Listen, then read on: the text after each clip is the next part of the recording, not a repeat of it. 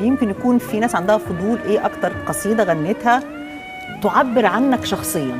الحياة شربت من أكوابها صبابة حتى الملل، وعشت في عذابها كآبة لا تحتمل. باركتها في غدرها ولم أفارق الأمل، قاومتها في مكرها. من حكم العقل وصل، من لم يفق من وهمه فعن أساه لا تسل.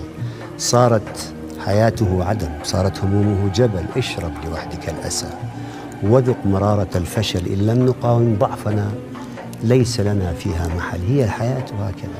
أحزانها لا تنتهي، أفراحها لا تكتمل. كم من قتيل في الهوى قبل كفي من قتل. هي الحياة، هي الحياة.